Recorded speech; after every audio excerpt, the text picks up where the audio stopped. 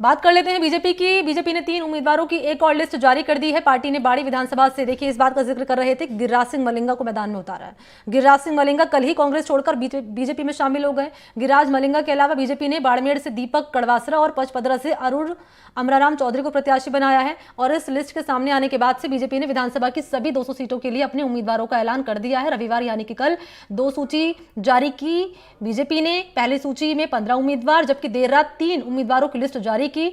6 list में जारी हुई 200 विधानसभा सीटों के लिए यहां पर उम्मीदवारों को उतार दिया गया है और कई नए चेहरे इसमें शामिल है।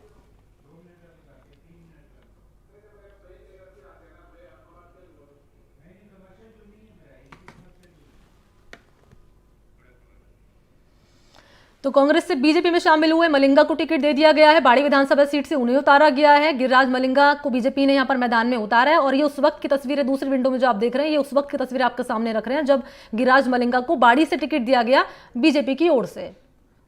बाड़मेर से दीपक को टिकट दिया गया है। पचपदरा से अरुण अमराराम चौधरी प्रत्याशी यहां पर बनाए गए हैं। गिरिराज मलिंगा को बाड़ी से उतारा गया है। तो 3 उम्मीदवारों के नाम की एक और लिस्ट बीजेपी ने जारी कर दी है।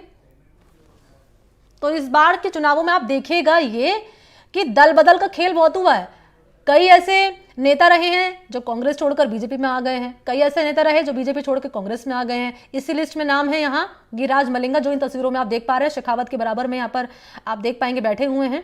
और देखिए यहाँ पर गिरिराज मलिंगा जो कि कल ही बीजेपी का साथ, यहाँ पर कांग्रेस का साथ छोड़ा और बीजेपी में शामिल हो गए। जैसे ही बीजेपी में शामिल हुए तुरंत बीजेपी ने बाड़ी सीट से इन्हें उम्मीदवार अपना बना दिया।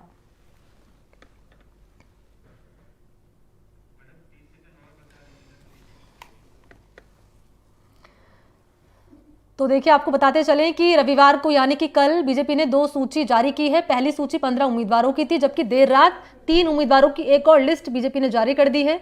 6 लिस्ट में जारी हुई 200 उम्मीदवारों में यहां कई नए चेहरे मैदान में बीजेपी ने उतारे हैं।